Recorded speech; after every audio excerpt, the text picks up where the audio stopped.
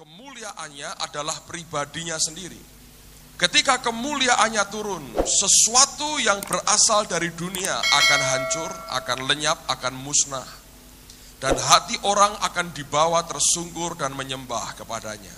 Tidak ada orang, tidak ada kuasa apapun yang tahan ketika kemuliaannya turun. Dan itu akan membawa persatuan pada gerejanya. Kalau Anda perhatikan, sekarang ini banyak orang mencoba dan berteriak-teriak tentang persatuan gereja. Saya masih ingat beberapa tahun yang lalu, sekitar tahun 80-an awal, kita seringkali berteriak tentang oikumene. Pada waktu itu kita belum bergereja, masih persekutuan doa dari berbagai macam gereja. Dan kita berteriak-teriak oikumene, oikumene. Setiap kali kebaktian nyanyinya lagu oikumene. Ada seorang pastor Katolik marah, saudara. Sebab jemaatnya banyak yang pergi setelah ikut persekutuan oikumene. Dan dia berkata, kamu nyanyi oikumene, oikumene. Lama-lama bukan oikumene tapi koemene, koemene katanya. Kamu kesini, bahasa Jawa, saudara. Dan dia artinya dia berkata itu hanya slogan.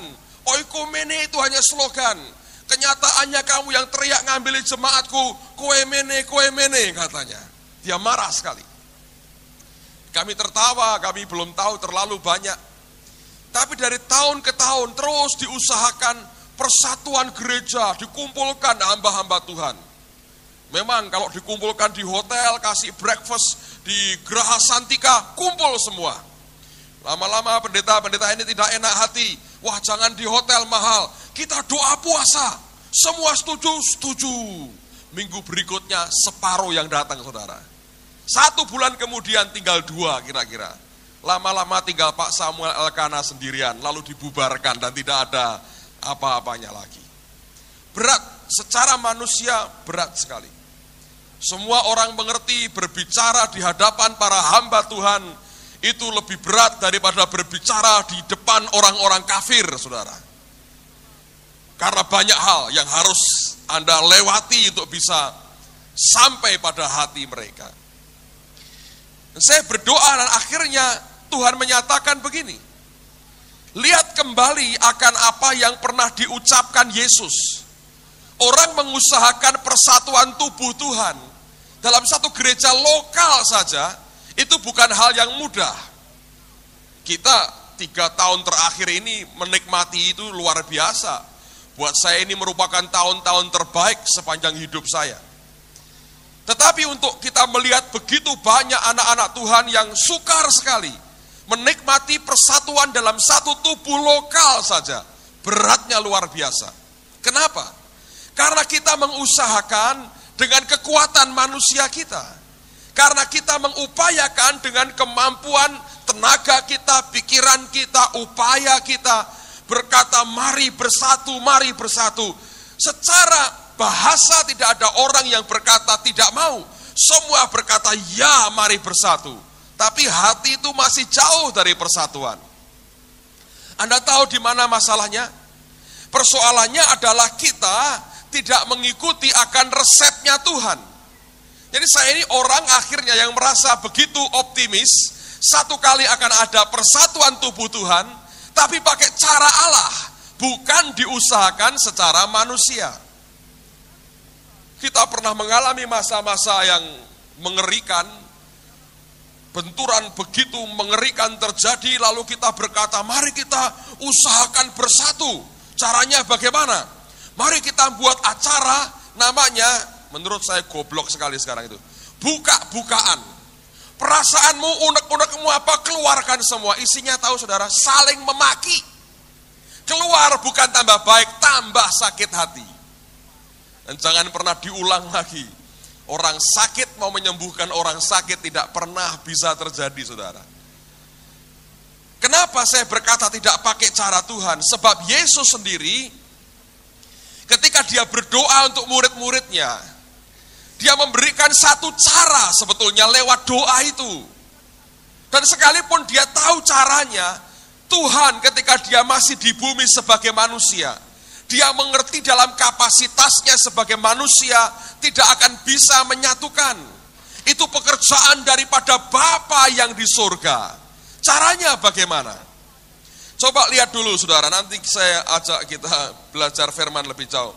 Saya hanya mau ikuti saja apa yang Roh Kudus mau. Yohanes pasal yang ke-17. Perhatikan bahwa Yesus berdoa untuk murid-muridnya. Dan dalam salah satu pokok doanya, dia mengatakan begini, perhatikan pada ayat yang ke-11. Yohanes 17 ayat yang ke-11. Hal yang sama berlaku untuk keluargamu, saudara. Dan dalam kehidupan setiap kita, Anda ingin melihat adanya unity, adanya persatuan dalam keluarga, dalam rumah tangga, dalam kelompok apapun juga di antara anak-anak Tuhan, MK, saudara. Saya harap tidak ada MK yang isinya orang ribut, saya belum pernah dengar selama setahun ini dan tidak ingin dengar, saudara. Nah, kita berkata begini, dan aku tidak ada lagi di dalam dunia, tetapi mereka masih ada di dalam dunia. Dan aku datang kepadamu, ya Bapa yang kudus, peliharalah mereka dalam namamu, yaitu namamu yang telah engkau berikan kepadaku, supaya mereka menjadi satu, sama seperti kita. Lihat, dia berkata, dia minta pemeliharaan daripada Bapa di surga. Dan kemudian, dia mengatakan lebih jauh lagi, bahwa dia memberikan kemuliaan yang telah diberikan oleh Bapa kepadanya. Alkitab berkata, ayat yang ke-20, dikatakan demikian, dan bukan untuk mereka ini saja aku berdoa, tetapi juga untuk orang-orang yang percaya kepadaku oleh pemberitaan mereka, supaya semua menjadi satu, sama seperti engkau ya Bapa di dalam aku, dan aku di dalam engkau, agar mereka juga di dalam kita, supaya dunia percaya bahwa engkaulah yang telah mengutus aku. Lihat bahwa kemudian dikatakan itu merupakan doanya lagi. Nah, ayat berikutnya, dan aku telah memberikan kepada mereka, apa saudara?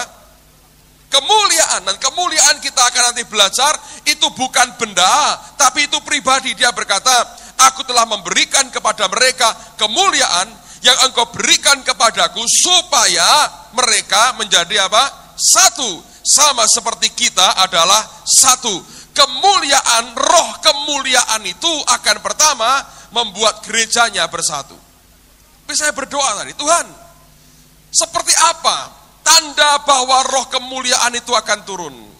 Roh Kudus ingatkan saya pada apa yang Petrus katakan. Lihat pada 1 Petrus pasal yang keempat, ayat yang ke-14, firman Tuhan berkata, berbahagialah kamu jika kamu dinista karena nama Kristus, sebab roh kemuliaan, yaitu roh Allah, ada padamu. Gereja sedang mengalami penistaan yang luar biasa. Dan banyak kali saya melihat setiap kali terjadi penistaan pada tubuh Tuhan, itu merupakan awal dari turunnya roh kemuliaan. Begitu roh kemuliaan, ini bukan soal psikologi, saudara. Oh, karena kita ditindas lalu kita bersatu, bukan. Persatuan karena tindasan itu hanya persatuan pada jiwa, karena merasa sepenanggungan. Tetapi yang murni adalah ketika tindasan datang, ketika cemooh datang, ketika nistaan datang, maka sebagai gantinya yang turun adalah roh kemuliaan. Begitu roh kemuliaan itu turun, Alkitab berkata, gereja akan menjadi satu, dan dunia akan dibawa masuk dalam kemuliaan yang sama. Dan bangsa kita sedang menikmati akan masa-masa seperti itu. Amen, saudara.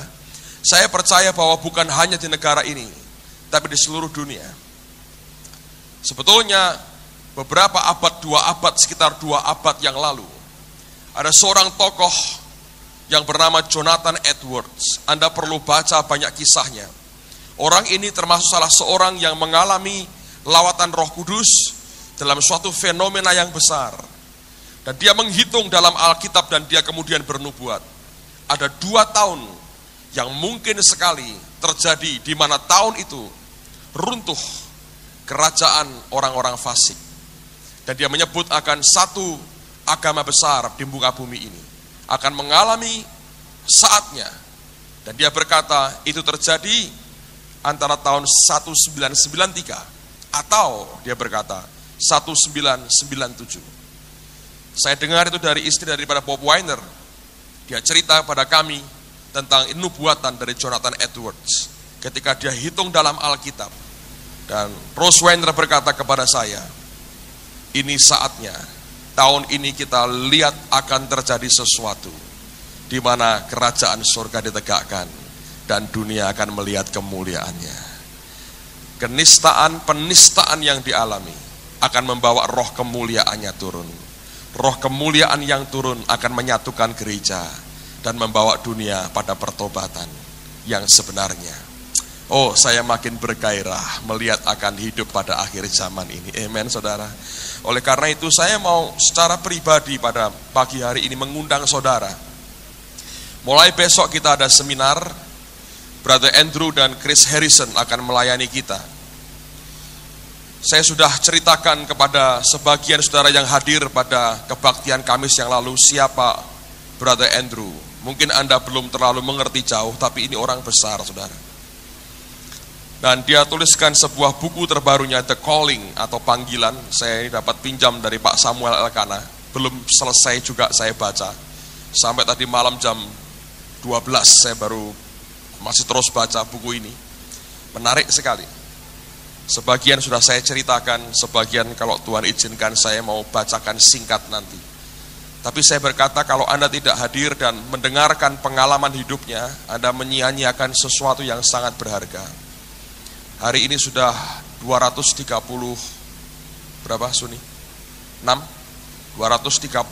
hamba Tuhan yang mendaftar. Besok mereka akan datang, dari pagi sampai siang kita akan sibuk menerima mereka. Target kita hanya 200 sebetulnya. Kita menolak 15 pendeta lebih yang terlambat mendaftar karena kita tidak punya tempat untuk menampung mereka, untuk tidur mereka. Di desa komunikasi cukup berat, saudara ya, surat-surat kita sampai terlambat sekali. Dan terpaksa sebagian harus pulang balik karena tidak terlalu jauh dari Semarang. Sebagian yang cukup jauh, dan besok menurut beberapa orang ada orang-orang beriman yang akan tetap nekat bawa tas mereka dan pakaian mereka ke Semarang. Itu merupakan persoalan tersendiri bagi kita. Tapi saya melihat bahwa ini merupakan seminar dalam jumlah hamba Tuhan terbesar yang pernah kita buat. Dan saya merasakan dalam roh saya ada sesuatu yang akan berakibat hebat sekali bagi hidup mereka lewat seminar ini. Brother Andrew hari-hari ini dibawa Tuhan ke banyak negara di Timur Tengah. Dan dia banyak bergaul dengan tokoh-tokoh radikal, tokoh-tokoh ekstrim, tokoh-tokoh militan keagamaan tertentu. Dia cerita dalam salah satu buku, dalam satu cerita di buku ini dia bercerita satu kali ketika dia mendengar pemboman di New York, di pusat perdagangan dunia di New York oleh beberapa kelompok ekstremis keagamaan. Dia berdoa, Tuhan, kapan aku bisa mengulurkan tanganku dan bertemu dengan para pemimpin mereka untuk bisa membagikan akan kasih Tuhan dan memberikan Alkitab kepada mereka. Selalu kemanapun dia pergi dia bawa Alkitab. Satu hari ketika dia sedang di halaman belakang rumahnya, ada telepon berdering, seorang hamba Tuhan telepon dia dan berkata, Andrew, apakah kamu mau menemani saya mendoakan seseorang? Ada seorang pemuda Arab yang menghubungi saya, minta supaya kita berdoa untuk ayahnya. Singkat cerita, mereka berdua datang ke rumah orang Arab itu, dijumpai seorang bapak tua, orang Arab yang sedang sakit sekali. Mereka melayani dan ternyata orang ini adalah bekas kepala sekolah Kristen di Nazaret, di Israel. Kalau Anda ke Nazaret atau ke Yerusalem, Anda akan Bethlehem, Anda bertemu dengan banyak orang Arab yang Kristen di sana. Di Yerusalem pun ada banyak orang Arab yang Kristen. Dan pada waktu itu bapak ini sakit, mereka berdua mendoakan, mereka memberikan perjamuan kudus, mengajak menaikkan beberapa pujian bagi Tuhan. Selesai berdoa mereka mau pulang, mereka melewati akan ruang tamu, ruang tengah daripada rumah itu. Dan anak daripada bapak tua ini menunggu mereka, tubuhnya tinggi, besar, kekar sekali. Lalu kemudian mereka berkenalan dan Andrew bertanya, kerjaanmu apa? Dia berkata, oh aku ini tangan kanannya Chairman Arafat katanya, PLO. Dan mereka berkenalan, langsung dia berkata begini, bisakah aku ketemu dengan bosmu? Dia tersenyum, dia berkata, cukup angkat telepon sekali, kamu akan ketemu dengan dia. Dan luar biasa, pada waktu yang ditentukan, orang ini, hamba Allah ini bertemu dengan Yasser Arafat. Dan dia bercerita tentang Yesus, membagikan pengharapan akan kasih.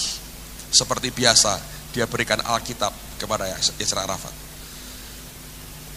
Dan setelah mereka pergi, sampai sekarang pun hubungan bagus sekali.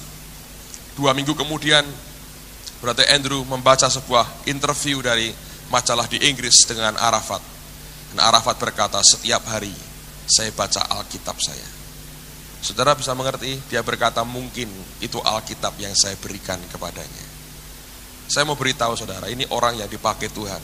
Memberitakan Injil dengan komitmen yang jelas, tidak mengurangi bobotnya. Tapi dengan hati yang penuh kasih sehingga persahabatan itu terjalin. Chris Harrison itu dipakai Tuhan dalam hikmat marifat. Dia juga pengajar sekolah Alkitab di Kairo, di Mesir. Tuhan akan memberkati kita dengan indah sekali. Anda bisa cek pada brosur yang ada tentang jamnya. Pagi mulai Selasa 8:30 dan sore tiap sore jam 5:30. Senin, Selasa, Rabu tiap sore jam 5:30 dan Selasa, Rabu pagi jam 8:30. Mereka bergantian akan melayani. Gunakan waktu yang ada. Kalau bisa cuti, saudara. Saya tidak ngandurkan bolos, minta izin baik-baik. Kalau nggak bisa, Pak, bos saya galak, tengkingi dulu. Roh galaknya diikat. Beri roh murah hati. Ajak bareng-bareng juga, supaya bertobat. Dan saya percaya bahwa anugerah Tuhan besar buat kita. Amen, saudara. 1 Petrus pasal yang kedua, buka pada ayat yang ke-9. 1 Petrus pasal yang kedua, ayat yang ke-9. Saya masih ingin meneruskan apa yang minggu lalu kita pelajari tentang imamat yang rajani. Kita belajar minggu lalu tentang persekutuan dengan Tuhan, keintiman dengan Allah. Lihat 1 Petrus pasal 2, ayat 9, kita akan baca bersama-sama. Anda perhatikan pada Alkitab saudara, kita akan baca bersama-sama dengan suara nyaring. Anda baca dengan saya, 2, 3. Tetapi kamulah bangsa yang terpilih, imamat yang rajani, bangsa yang kudus, umat kepunyaan Allah sendiri, supaya kamu memberitakan perbuatan-perbuatan yang besar dari Dia yang telah memanggil kamu keluar dari kegelapan kepada terangnya yang ajaib. Amen. Alkitab berkata kita adalah bangsa yang terpilih atau generasi yang terpilih. Yang kedua dikatakan kita adalah imamat yang rajani. Nah, dengarkan baik-baik, ini merupakan suatu terobosan besar dalam pandangan orang Yahudi. Sebab pada perjanjian lama mereka hanya mengenal imam-imam itu adalah di antara orang-orang Lewi. Tidak semua suku Israel bisa dikatakan sebagai imam. Hanya kelompok dari orang-orang Lewi, khususnya anak-anak Harun, yang berhak untuk menyandang jabatan atau predikat sebagai imam. Tapi Petrus menyatakan dalam perjanjian baru bahwa kita adalah imamat yang rajani, artinya kita semua adalah imam-imamnya. Nah, kalau Anda perhatikan pada denah daripada kemah pertemuan Musa misalnya, dibagi 3 bagian, ada halaman, ada ruang suci, ada ruang maha suci. Nah, di luar halaman ini, semua orang bisa datang, semua orang bisa kumpul, semua orang bisa datang ke sana. Ketika masuk ke halaman, hanya orang Yahudi yang boleh masuk ke sana. Mereka membawa korban mereka datang, mereka meminta sesuatu, mereka menghadap Allah, itu hanya di seputar halaman. Kumpul dengan semua orang Yahudi yang lain. Begitu menginjak ruang suci, hanya para imam yang diizinkan. Lalu ketika menginjak ruang maha suci, hanya imam besar, itu pun setahun sekali. Di luar akan ramai sekali, di dalam masih cukup ramai, di tengah di ruang suci mulai sepi, karena hanya para imam, kecuali imamnya ribut, saudara, rebutan usus lembu. Lalu kemudian di ruang maha suci tidak ada suara. Dan penentuannya hanya masalah hidup dan mati. Makanya setiap imam besar masuk ke sana diikat pinggangnya dengan sebuah tali. Kalau ditunggu-tunggu tidak keluar, itu ditarik-tarik saudara. Kalau nggak ada responnya, mati orangnya, ditarik talinya, dan yang dikeluarkan itu mayatnya. Imam besar menghadap Allah tanpa kekudusan, dia langsung mati di hadapan Tuhan. Nah, Petrus berkata, kita adalah imamat yang rajani. Oleh karena itu, kita harus melihat gambaran perjanjian lama, betapa seriusnya jabatan itu, dan hari ini diberikan kepada kita. Kita dipisahkan, diambil Tuhan, dipindahkan dari gelap, masuk dalam terangnya yang ajaib. Dan Petrus berkata, engkau adalah imamat yang rajani. Bagi Tuhan semua kita imam. Kita punya akses saluran langsung kepada Allah. Dan di dalam nama Yesus, engkau tidak membutuhkan perantara yang lain. Engkau cukup satu perantara, yaitu Yesus. Engkau langsung punya akses ke surga. Itulah pentingnya imam. Nah, oleh karena itu pada hari ini saya mau mengajak kita melihat hidup kita sebagai imam dan lihat akan seriusnya panggilan ini. Saya berdoa supaya mata rohani kita dibuka oleh Allah untuk bisa mengerti akan kebenarannya. Sekarang mari kita lihat lagi Maleaki pasal yang kedua. Kitab Maleaki pasal yang kedua, saya akan bacakan dari ayat yang pertama sampai dengan ayat yang ke-9. Ini adalah murka Tuhan terhadap para imam. Lihat, murkanya akan baik daripada dengar terus janji berkatnya tok, saudara. Tidak ada keseimbangan dalam hidup kita. Mari kita lihat bagian ini. Maleaki pasal 2 mulai ayat yang pertama. Anda perhatikan akan apa yang Allah katakan. Maka sekarang kepada kamulah tertuju perintah ini, hai para imam. Jika kamu tidak mendengarkan dan jika kamu tidak memberi perhatian untuk menghormati namaku, firman Tuhan semesta alam, maka aku akan mengirimkan kutuk ke antaramu dan akan membuat berkat-berkatmu menjadi kutuk. Dan aku telah membuatnya menjadi kutuk sebab kamu ini tidak memperhatikan. Sesungguhnya aku akan mematahkan lenganmu dan akan melemparkan kotoran ke mukamu, yakni kotoran korban dari hari-hari rayamu, dan orang akan menyeret kamu ke kotoran itu. Maka kamu akan sadar bahwa aku kirimkan perintah ini kepadamu supaya perjanjianku dengan Lewi tetap dipegang, firman Tuhan semesta alam. Perjanjianku dengan dia pada satu pihak ialah kehidupan dan sejahtera, dan itu kuberikan kepadanya.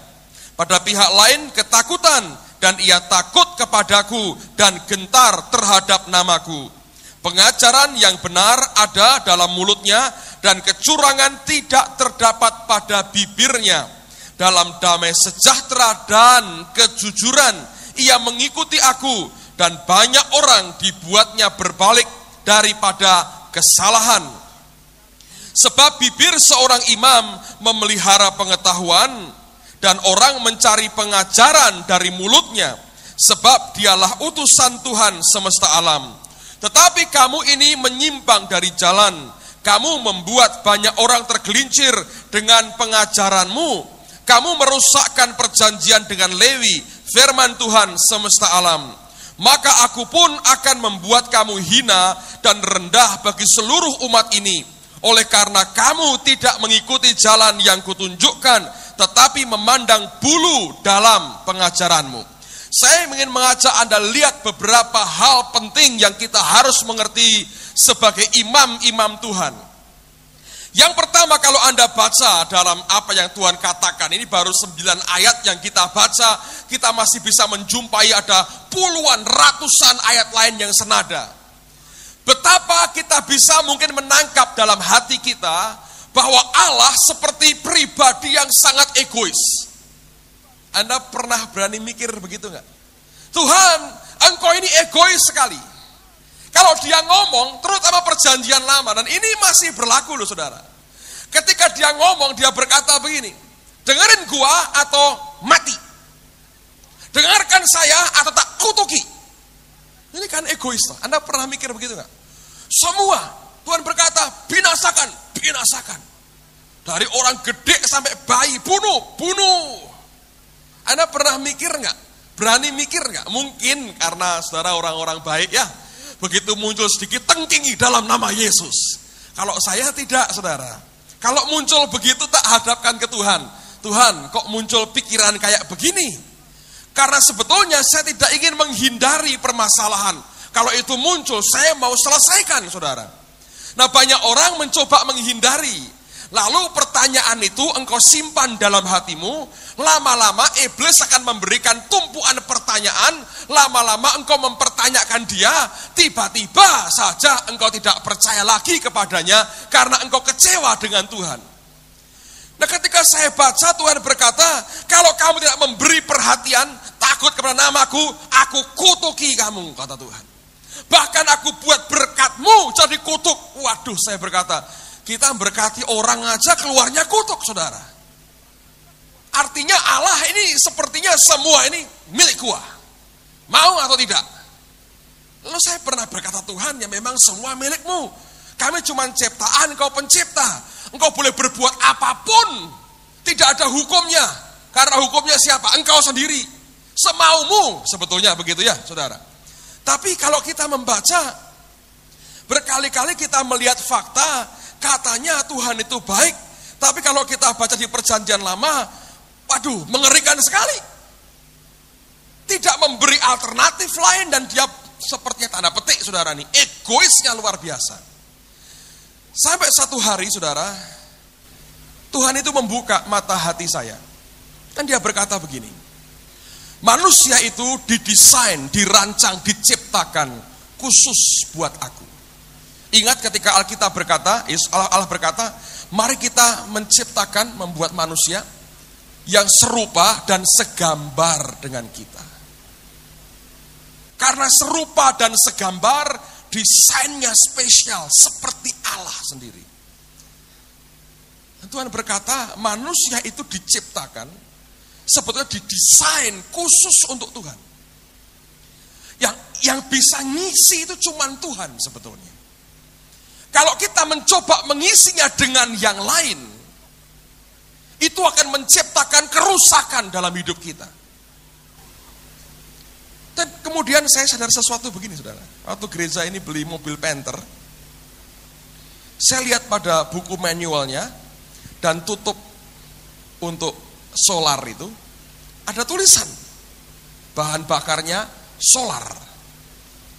Ditutup tempat bahan bakar itu ada tulisan solar. Itu egois nggak, saudara? Ya egois. Orang beli pakai duitnya sendiri kok. Saya isi minyak tanah, kok nggak boleh?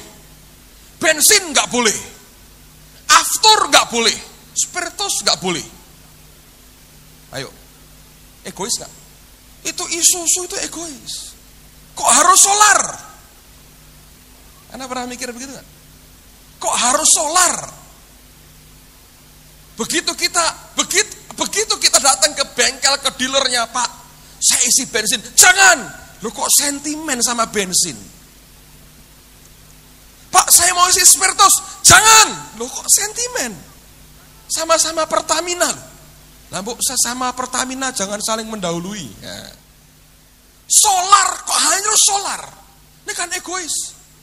Kan kenaan agennya. Mestinya kan saya isi premik biar lebih bagus. Nah, coba saudara. Saudara bisa ngerti itu. Perjanjian lama kalau Anda melihat, manusia belum memiliki roh Tuhan. Sedang yang sudah merasa memiliki aja nggak bisa ngerti, saudara. Manusia belum punya roh Tuhan di dalamnya. Mereka belum kenal yang namanya lahir baru. Tidak ngerti sedalam-dalamnya itu apa. Oleh karena itu Allah mencoba memberikan suatu hukum yang begitu gamblang. Yang dibutuhkan cuman ketaatan kita. Mungkin buat Anda yang tidak kenal mesin itu problem besar buat kayak Pak Chandra misalnya. Itu bukan egoisme. Dia berkata, "Pak, ini bagus. Nolong kita supaya mobil tidak hancur dalam 1 hari." Membuat rekor beli mobil baru langsung hancur. Anda isi apa? Solar bukan. Ini siapa? Minyak tanah. Loh kok bisa lah? Semau-mau saya toh, ini kan mobil saya. Ya karepmu saudara. Silahkan diisi dengan minyak tanah. Anda lihat Anda akan masuk rekor dunia. Beli mobil sehari langsung hancur mesinnya. Percaya? Atau Anda isi dengan oli rem semua gitu. Jangan solar, oli rem masukkan semua. Bebas, merdeka. Bayangkan seandainya tidak ada keegoisan dicantumkan jelas di situ. Apa yang akan terjadi? Allah di dalam kasih-Nya mengerti. Makanya perjanjian lama tidak dihapus oleh Tuhan. Sebab sekalipun perjanjian baru, seharusnya manusia kenal Allahnya yang di dalam dia. Kenyataannya begitu banyak orang Kristen yang bebal hatinya.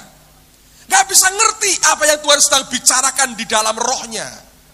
Makanya perjanjian lama tetap tidak dihapus. Hari ini diberikan kepada kita. Dan kalau kita baca, kok keras sekali saya berkata, ikuti saja ini manualnya saudara. Sama-sama gak tahu mesinnya, jangan dibongkar penter barumu saudara. Ikuti petunjuknya. Oh saya mau bongkar isinya. Apa betul kalau tak isi minyak tanah rusak? Percuma, hancur, gak bisa ngembalikan. Bukan bongkar pasang saudaraku. Bongkar buang kira-kira hasilnya. Hidup kita sama. Kita sering kali menggerutu berkata, Tuhan kok egois sekali.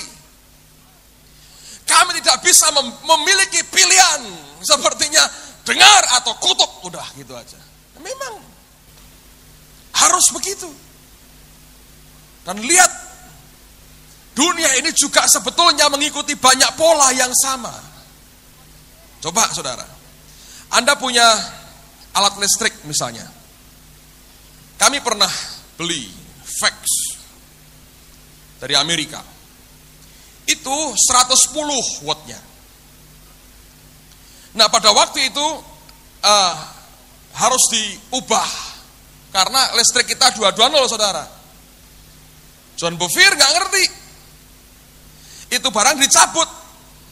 Tinggal ditancapin sama dia. Cek, beng, kebakar. Sekarang ditulis itu 110 volt. Kok egois? Boleh dong 220, silahkan. Hancur. Kembali kepada tujuan. Untuk apa? Seperti apa barang itu didesain. Nah hal yang sama dengan hidup Anda. Orang mengeluh, ini nggak boleh, ini nggak boleh, ini nggak boleh. Ya betul. Anda perlakukan mobilmu saja begitu hati-hati kan, tanpa mengeluh. Solar, kalau yang Anda beli mobil Anda baby Benz misalnya, isiin solar kalau mau saudara. Coba saya mau lihat. Mesinnya berkata ini harus premik kalau perlu.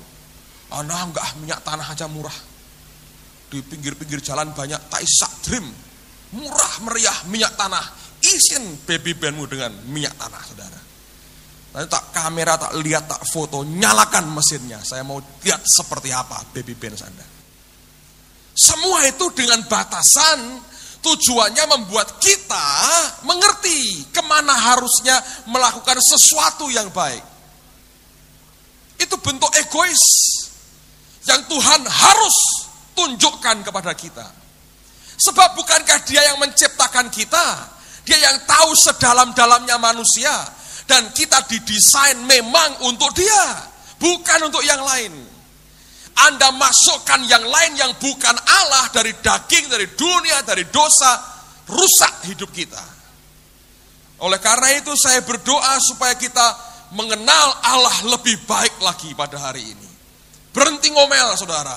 Ini enggak boleh, ini enggak boleh, ini enggak boleh. Karena kita berbuat yang sama. Lihat manusia berbuat yang sama. Karena diciptakan serupa dan segambar dengan dia. Dan oleh karena itu, yang kita kerjakan tidak boleh berdasarkan like or dislike. Suka atau enggak suka, enggak bisa lagi. Dengan Tuhan yang Allah minta adalah kita trust, percaya kepadanya, lalu kemudian kita jalan dengan ketaatan. Bukan suka atau tidak suka. Kalau Anda bertemu dengan Allah yang berkata semua untuk aku, artinya Tuhan berkata memang hidupmu didesain untuk dia. Itu bukan masalah suka atau tidak suka. Ada seorang saudara tulis surat kepada saya. Saya nggak tahu apakah yang bersangkutan hadir, tapi nggak apa-apa, saya nggak sebut nama. Dia kerja di sebuah tempat tertentu, dan dia berkata, saya ingin keluar. Tidak tahan dengan suasana pekerjaan, tapi tidak tahu mau pindah kemana. Waktu saya balas suratnya, Roh Kudus berkata, beritahu kepada dia, hidup bukan ditentukan oleh apa yang kamu suka atau tidak suka. Hidup kita sebagai orang percaya ditentukan oleh ketaatan kita sepenuhnya kepada Allah. Anda beli mobil misalnya, ada petunjuknya. Anda beli televisi, beli apapun, semua ada petunjuknya. Jangan divariasi sendiri, saudara. Ikuti petunjuknya, dalam ketaatan Anda akan nikmati barang itu dengan baik. Dan saya percaya hal yang sama berlaku dalam kehidupan kita. Kita bersyukur punya Allah yang tanda petik egois, yang memberikan kepada kita alternatif yang cuma satu, taat atau tak kutuki. Simple, saudara. Jadi kalau orang bilang, ini nggak boleh, ini nggak boleh, ini nggak boleh, ini nggak boleh, saya berkata, itu karena anugerahnya besar. Amen. Mari lihat Tuhan. Anda bisa merengek-rengek kok. Tuhan, tapi ini penter, aku pengen tak isi minyak tanah. Minyak tanah itu gunanya Tuhan untuk teplok, nek lampu mati. Untuk itu kompor saya, nek perlu Tuhan. Nek camping-camping tak bawa ngobong buat api unggun, nek bensin larang. Ini murah Tuhan, boleh ya Tuhan ya. Nek Allah berkata, ya wis karepmu saudara. Anda sedang diizinkan merusak apa yang Dia berikan dalam hidupmu.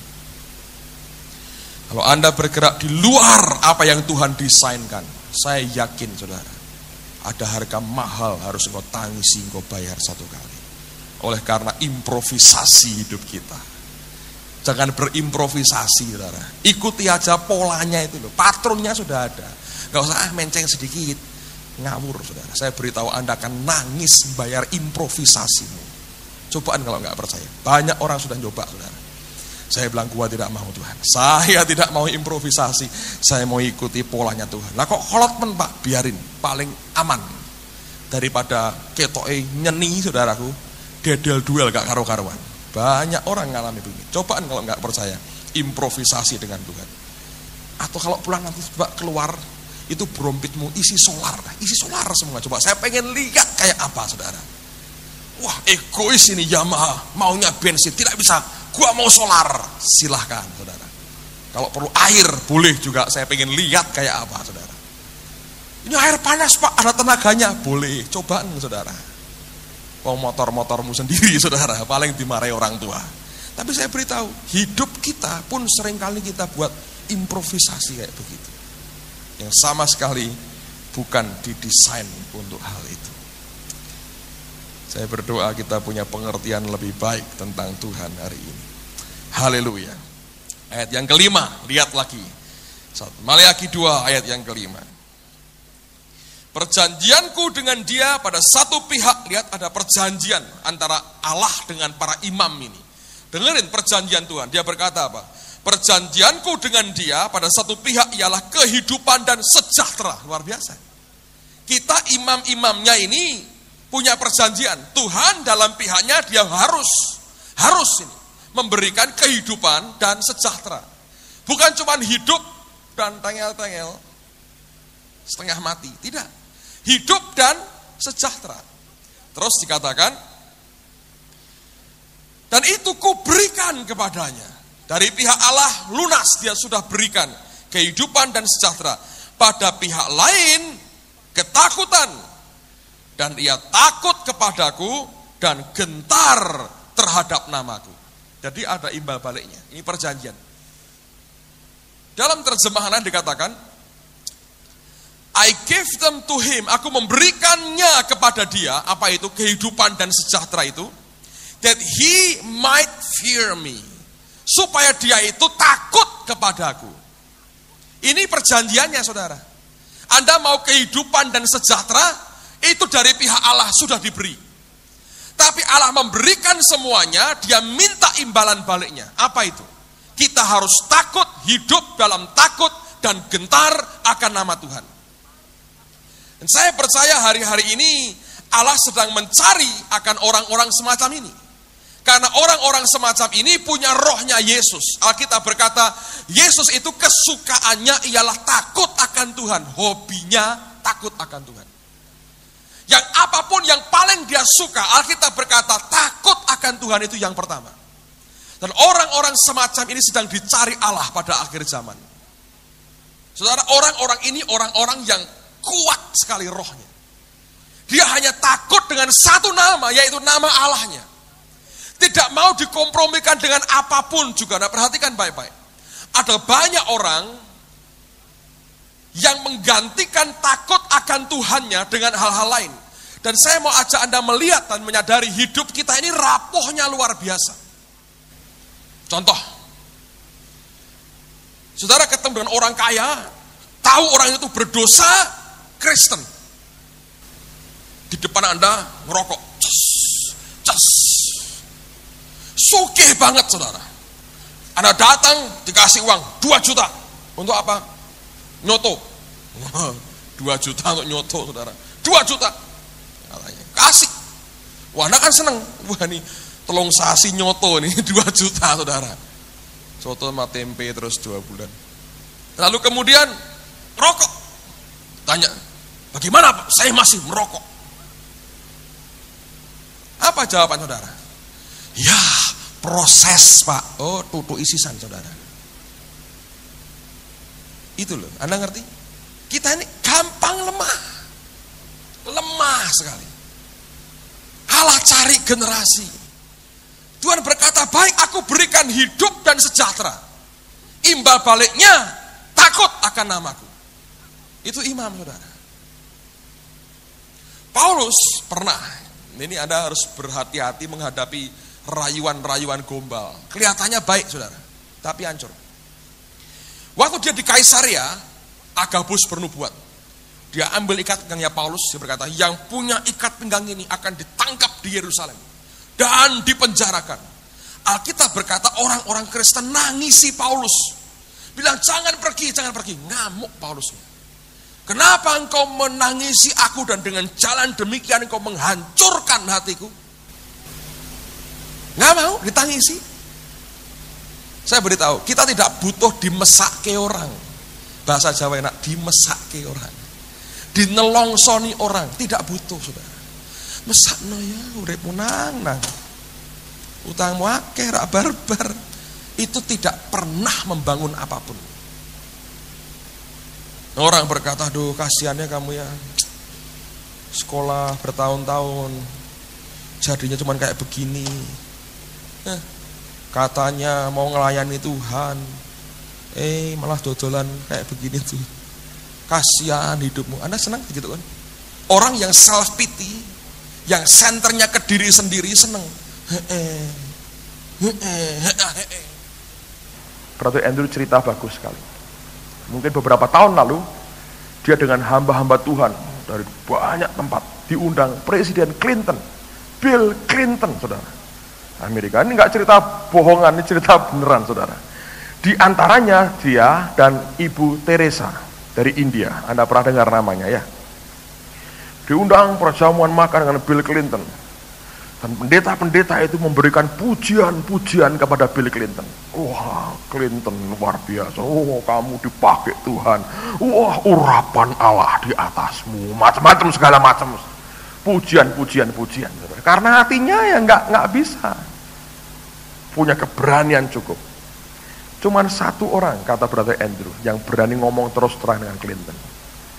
Waktu dijabat tangan oleh Clinton, Ibu Teresa berkata, kamu mencoba jadi juru damai dunia. Katanya untuk mencegah pembunuhan dan kematian manusia. Kamu membela hak asasi manusia. Sementara di negaramu kamu bunuh bayi-bayi dalam kandungan ibu mereka. Kamu biarkan aborsi terjadi.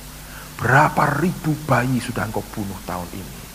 Makanya engkau tidak pernah bisa jadi juru damai dunia. Karena tanganmu juga berlumuran darah.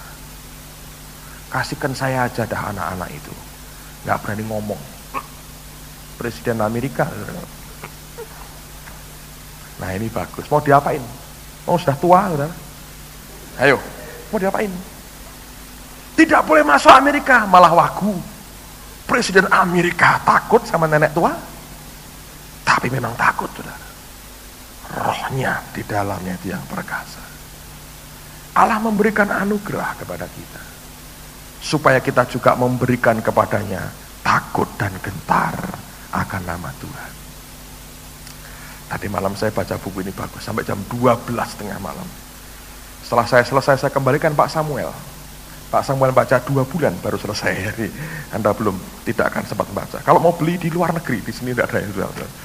Dipinjem itu ada baiknya, saudara. Nah, berarti Andrew ini tahun 80-an akhir. Dia membuat namanya Proyek Mutiara, Project Pearl, untuk Cina. Dia sudah desain cukup lama, dia berdoa cukup lama, dan dia berkata, aku mau kirimkan dalam 1 hari dengan kapal 1 juta Alkitab masuk ke RRC. Wah, ini gila-gilaan, saudara. Dan dia sewa 1 kapal penuh Alkitab. Kalau Anda baca ceritanya seperti cerita detektif, saudara. Wah, luar biasa. Waktu harinya mau berangkat, malam harinya Tuhan kasih dia mimpi. Dan dalam mimpi itu seperti Tuhan peringatkan, ini belum waktunya. Tunda. Dengan berat hati ditunda, sampai timnya harus dirombak lagi karena beberapa orang tidak bisa lagi tunggu dan harus ada appointment lain. Kemudian yang menarik, akhirnya dia kirimkan 1 juta Alkitab. Anda bisa bayangkan, dibungkus dalam plastik yang waterproof, yang tahan air. Dan kemudian dikirim ke sebuah pantai. Dan mereka berdoa, mereka harus tanda tangan, tidak akan menyalahkan siapapun kalau mereka ditahan atau mereka mati karena misi ini. Masing-masing anggota timnya resiko tanggung sendiri. Mereka tahu ini menderita karena nama Yesus. Jalan. Ketika masuk perairan RRC, berpapasan dengan patroli kapal Cina. Mereka berdoa. Dan diceritakan itu kapal itu seperti nggak lihat akan kapal yang isinya 1 juta Alkitab. Anda bisa bayangin kayak apa itu. Dan sampai akhirnya merapat di pelabuhan, itu dibongkar semua dan begitu banyak orang-orang Kristen ikut nolong. Begitu mereka itu berbox-box ya, ratusan, ribuan box dikeluarkan, terus dibawa pakai sepeda, pakai macam-macam, disebarkan seluruh negeri, 1 juta. 1% diantaranya ketahuan polisi dihancurkan, 1% aja. Tapi yang 99% sampai kepada mereka. Nah, di desa itu ada seorang pendeta, nama samarannya John, pendeta John. Dia dapat beberapa ratus Alkitab. Dia bagikan, terus oleh warga diperingatkan, hati-hati, kamu diawasi. Sembunyikan Alkitabmu karena pemerintah Cina ngerti akan hal ini. Karena ada beberapa orang yang nelayan yang lapor. Mereka lapornya begini, ada kapal Rusia katanya membawa barang didaratkan di Cina. Mereka takut ini merupakan senjata. Setelah mereka teliti ternyata itu Alkitab karena ketahuan, ketangkap sebagian. Dan itu dihancurkan 1%-nya. Lalu mereka teliti dan mereka kirimkan agen dari Beijing untuk selidiki akan bagaimana bisa 1 juta Alkitab ini masuk ke Cina. Dan akhirnya dia cerita, pada waktu itu pendeta John ini rundingan dengan seorang tua-tuanya, seorang petani desa. Mereka berkata, kita kubur aja Alkitab ini, tunggu sampai waktunya baru dibongkar. Kuburkan di ladang mereka, cukup dalam, tutup lagi, saudara. Tapi ketangkap juga akhirnya pendeta John ini, dan diinterogasi. Dan dia bersaksi, dia cerita, diinterogasi begitu ngeri, dan dia berkata, kalau kamu diinterogasi, jangan jawab apa-apa, tutup matamu dan berdoa saja. Komat kamit berdoa. Itu orang frustrasi sekali, mereka ngamuk sekali. Dan puncaknya, dia digantung, saudara. Bukan digantung langsung, tek mati, enggak. Tali ditaruh di lehernya. Terus ada seperti kayu ditaruh di bawah, kecil sekali. Kalau ini sebagai pijaan ya, untuk mijak itu, sambil jinjit ini mijak, saudara. Kalau dia capek, goyang, jatuh kayunya, dia gantung dirinya sendiri. Jadi mau mati kapan, nentukan sendiri. Self service, saudara. Mau mati kapan, self service gitu. Anda tahu, 12 hari tahan. Tidak makan, tidak minum, 12 hari ditaruh di lapangan. Kena panas, kena hujan, kena panas, kena hujan. 12 hari.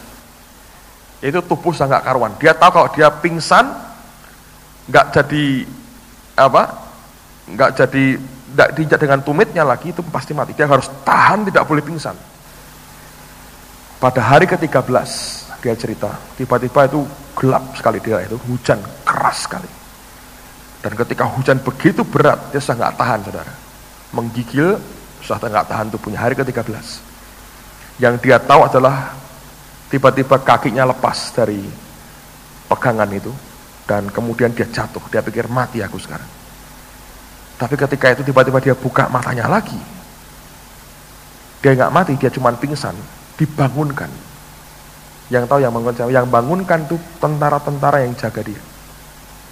Mereka kasih dia minum, kasih dia makan, dan mereka minta tolong jangan mati.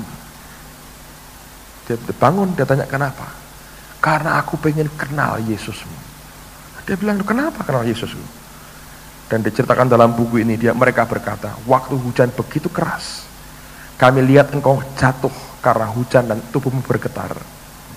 Itu petir dari atas menyambar persis pada tali gantungan itu. Dan itu yang membuat engkau tidak mati. Mereka berkata, jangan bilang itu hanya kebetulan terjadi. Kami tahu Allahmu menyelamatkan engkau. Mereka semua bertobat dan terima Yesus. Dia keluar dari tahanan tanpa diadili. Mereka tidak tahu apa yang mereka buat. Keluarkan. Sekian tahun kemudian, ketika kondisi makin aman, dibongkar Alkitab itu. Ratusan diberikan kepada orang-orang percaya. Ini orang yang takut akan nama Tuhan. Amen, saudara. Saya percaya bahwa Allah mencari orang-orang yang demikian. Seringkali kita tidak bisa nyampe apa yang Tuhan mau. Kita mau dari pihak Tuhan, kita ingin Allah memberikan kehidupan dan kesejahteraan. Dari pihak kita berkata, gua mau santai-santai dan menikmati berkat-Mu. Forget it, saudara. Allah cari imam-imam yang demikian. Yang terakhir, lihat pada ayat yang ke-6. Haleluya. Ini masih banyak cerita yang aneh-aneh di sini, saudara. Mungkin selama 3 hari akan dibagikan buat kita.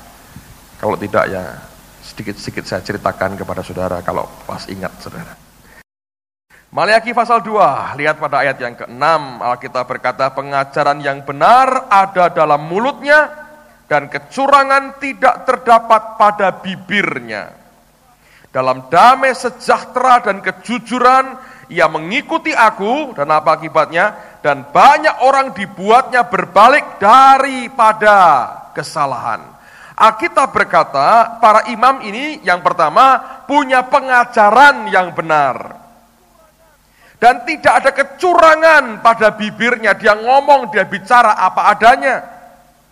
Dikatakan dia ikut Tuhan dalam cara bagaimana? Dalam damai sejahtera dan apa? Kejujuran. Jangan kita ikut Tuhan dalam pertengkaran dan kecurangan dan penipuan. Ikut dia dalam damai sejahtera dan kejujuran. Belajar jujur, saudara. Dan dikatakan akibatnya apa? Dan banyak orang dibuatnya berbalik daripada kesalahan. Karena kita imam, maka kehendak Allah buat kita adalah membuat banyak orang berbalik dari kesalahan mereka, bertobat, berbalik kepada Allah. Saya mau tekankan lagi bahwa kita punya panggilan membawa jiwa-jiwa berbalik dari dosa mereka kepada Allah. Jangan lupa akan panggilan Tuhan ini. Ibu Rani berkata itu merupakan panggilan tertinggi buat kita. Panggilan tertinggi kita bukan kerja cari duit untuk hidup kita, bukan. Itu dari pihak Allah sebetulnya sudah dikatakan, aku berikan kepadamu. Tapi Tuhan minta dari pihak kita takut dan gentar akan namanya. Nah seringkali cuman omongan tok. Kalau kita takut akan Tuhan, kenyataannya tidak punya takut dan gentar akan nama Allah. Nah Allah mau kita punya pengajaran yang benar, tidak ada kecurangan, ikut dia dalam damai sejahtera, dan di dalam kejujuran. Kalau semua itu ada, artinya Jujur artinya engkau punya integritas. Yang engkau omongkan sama dengan yang di dalam hati. Yang engkau sampaikan sama dengan realitanya. Nah, banyak orang Kristen tidak punya integritas. Yang keluar di mulut beda dengan kenyataan di hati. Kalau ada integritas dalam hidup kita, yang kita ucapkan di luar sama dengan yang di dalam, kita akan ikut Tuhan dalam damai sejahtera, ada pengajaran yang benar, tidak ada kecurangan. Itu membuat kita bisa membawa orang berbalik daripada kejahatannya dan masuk dalam terangnya yang ajaib. Sudah waktunya buat setiap kita tidak hanya diam tapi mulai keluar, beritakan Injil. Beritakan kabar baik, bawa sebanyak mungkin orang berbalik dari kejahatannya.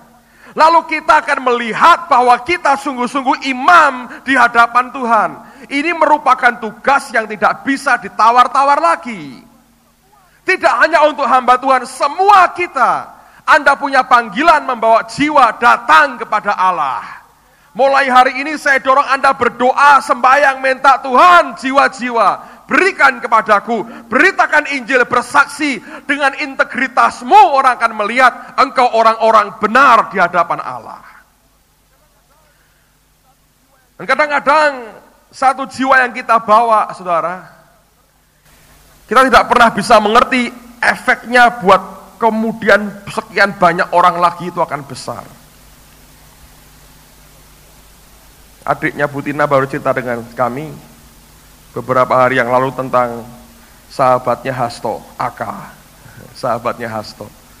Kalau pulang dari Semarang tangis-tangisan, ini sahabat baik dengan Hasto. Hasto banyak nangis ya terakhir-terakhir ini, mulai punya hati yang lembut ya rupanya. Nah, Aka ini bertobat waktu kita ke Bandung beberapa tahun lalu. Dia orang tidak dalam Tuhan, punya ilmu kuasa gelap. Lalu kemudian pas kita mau kebaktian di tempat Pak Gerrit Hansen, dia diajakin ikut. Habis waktu penyembahan, tiba-tiba roh Tuhan jamah dia. Dengar firman, penyembahan, roh Tuhan jamah dia. Berontak saudara, ngamuk itu. Kuasa gelap dalam dirinya. Itu kursi dilempar, banting. Saya bilang, enggak nyumbang, malah bantingi kursi gereja. Ditengkingi, dan akhirnya pulang itu ya kecewa. Waduh, aku ikut kalian gara-gara jadi kayak begini. Sejak hari itu roh Tuhan kejar dia terus, akhirnya bertobat, terima Yesus, dilepaskan. Dia bersaksi, dia dengar kaset khotbah saya di gereja ini, dia dengerin gitu. Dia bisa pelepasan. Waktu saya berkata, mari berdiri, dia ikut berdiri, angkat tangan, ikut angkat tangan, dan dia mengalami baptisan Roh Kudus langsung dari Allah, dilepaskan di kamar sendiri oleh Tuhan sendiri, saudara. Terakhir, papahnya sakit dibawa ke Jakarta. Dan sekarang seluruh keluarganya sudah bertobat. Seluruh keluarganya. Papahnya sakit, satu kamar dengan papahnya ada seorang om yang baru lahir baru juga. Tapi ada batu ginjal dan om ini ketakutan sekali. Dia kuatkan, om jangan takut, kasih Injil, kasih firman. Anak kecil ini, kasih ayat firman Tuhan, jadi bangkit lagi ini omnya. Begitu bangkit, omnya berdiri jalan-jalan, semua di rumah sakit itu diinjili sama dia. Diberitakan nama Yesus. Nah menjelang dioperasi didoakan sama-sama.